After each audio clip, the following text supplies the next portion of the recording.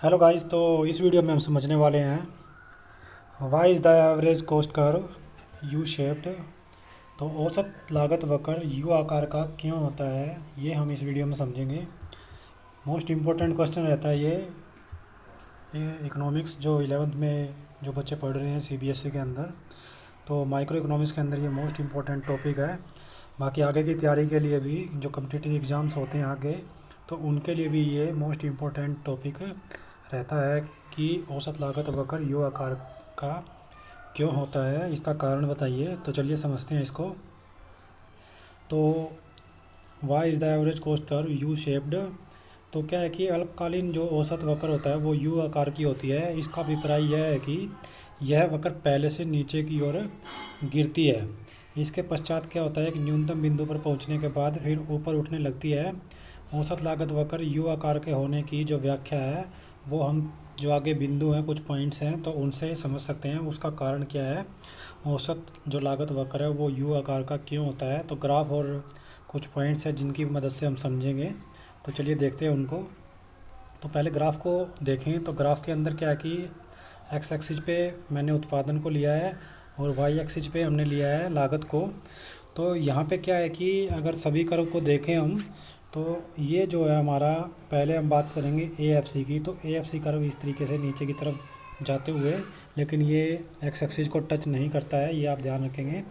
तो ऐसा कर्व बनेगा। उसके बाद बात करते हैं ए बी सी की।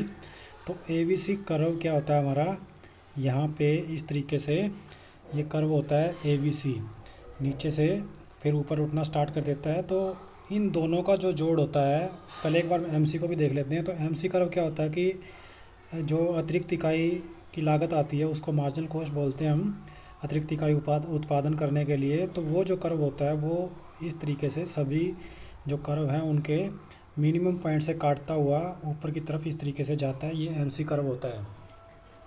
तो जो सबसे जो महत्वपूर्ण बात है इस टॉपिक में, इस वीडियो में हम समझने वाले हैं, वो है कि जो ये ए सी कर्व है वो यू आकार का क्यों होता है।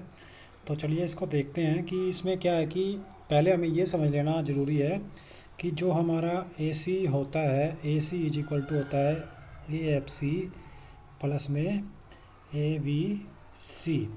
क्योंकि जो हमारा टी सी होता है वो किसके बराबर होता है, वो होता है टी एफ सी प्लस में टी वी सी।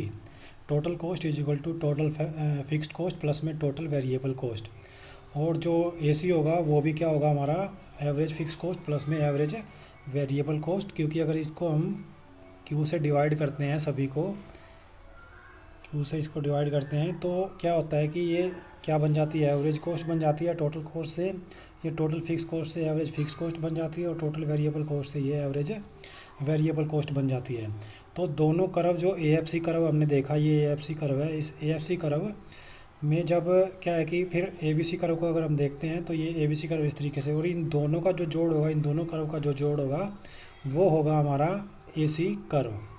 तो इसके लिए जो कुछ पॉइंट्स हैं वो हम अगर देखें तो वो ये हैं कि पहला पॉइंट अगर बात करें तो औसत बंदी लागत और औसत परिवर्तनशील लागत का आधार, जैसा कि मैंने अभी आपको बताया। तो औसत लागत वक्र, औसत बंदी लागत वक्र और औसत परिवर्तनशील लागत वक्र का क्या होता है, जोड़ होती है, जैसा मैंने अभी आपको समझाया है। तो उत्पादन में जैसे जैसे वृद्धि होती है औसत बंदी लागत घटने लग जाती है, घटती जाती है, लेकिन ये शून्य कभी नहीं होती है, याद ध्यान रखें, जीरो कभी नहीं होगी। औसत परिवर्तनशील लागत शुरू में कम होती है, उसके बाद क्या है कि ये औसत घटती जाती है, फिर उसके बाद न्यूनतम बिंदु पर पहुंचकर पुनः बढ़ना प्रारंभ कर देती है।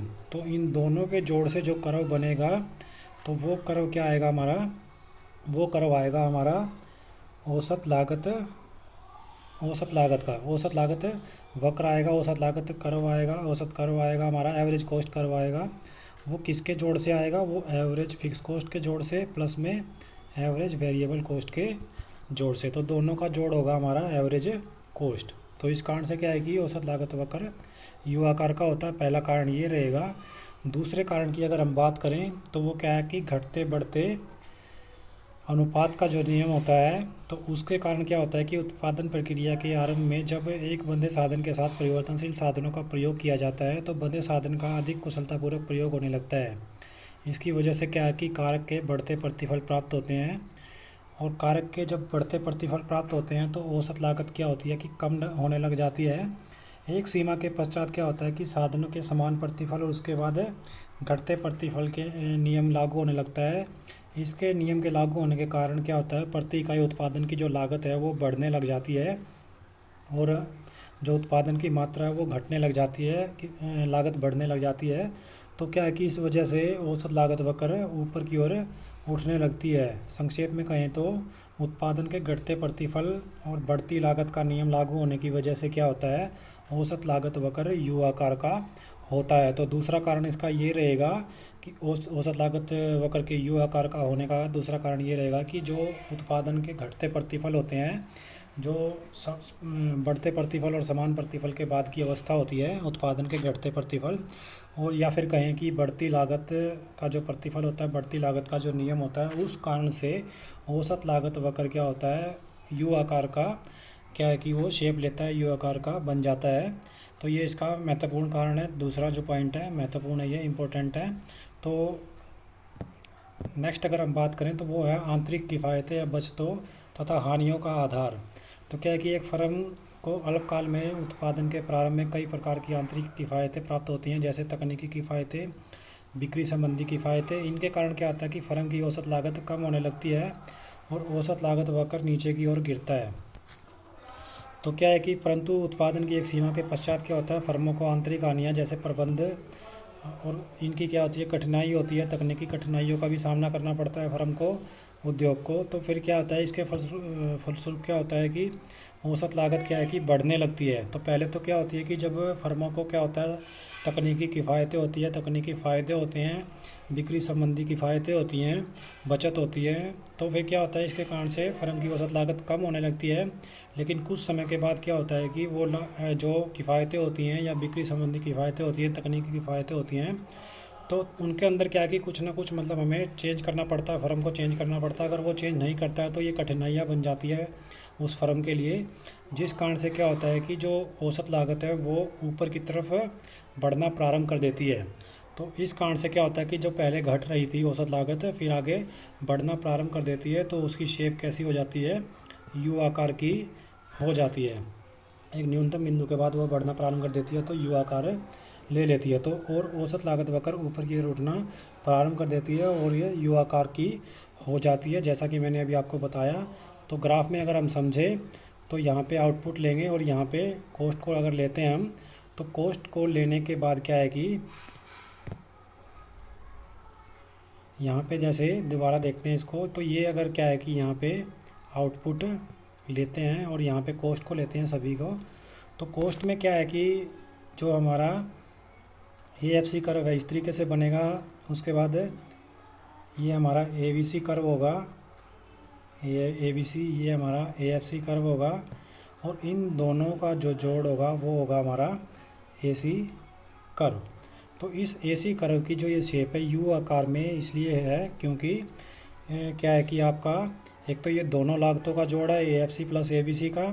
दूसरी बात ये है कि इसके यू आकार का होने का कारण ये है कि जो हमारे घटते प्रतिफल का नियम होता है उत्पादन का, वो इसके ऊपर लागू होता है, या जिसको हम बढ़ती लागत का नियम भी बोलते हैं, वो इसके ऊपर लागू होता है। तो इस कारण से ये यू आकार में क्या है कि शेप लेती है, औसत कर्व यू आकार का होता है। और तीसरा कारण जैसा कि मैंने अभी आपको बताया है कि जो तकनीकी किफ़ायतें होती हैं या फिर जो बचत होती है वो एक समय के बाद क्या है कि कम होने लग जाती है, तकनीकी ज्ञान कम होने लग जाता है, तकनीकी कठिनाइयाँ बन जाती हैं वो। तो उस कारण से भी औसत जो लागत है, औसत लागत जो वक्र है, कर्व है, एवरेज कॉस्ट जो कर्व है वो क्या होता है, यू शेप ले लेता है। तो ये था हमारा कि औसत लागत वक्र जो है यू आकार का क्यों होता है। तो मोस्ट इम्पोर्टेंट ये पार्ट रहता है, मोस्ट इम्पोर्टेंट कोस्ट के अंदर ये क्वेश्चन रहता है, इसको आप डिटेल से अच्छे से समझें। वीडियो को ज़्यादा से ज़्यादा लाइक कीजिए, शेयर कीजिए, और आगे के इकोनॉमिक्स के टॉपिक के लिए चैनल को सब्सक्राइब करना ना भूलें। Thank you.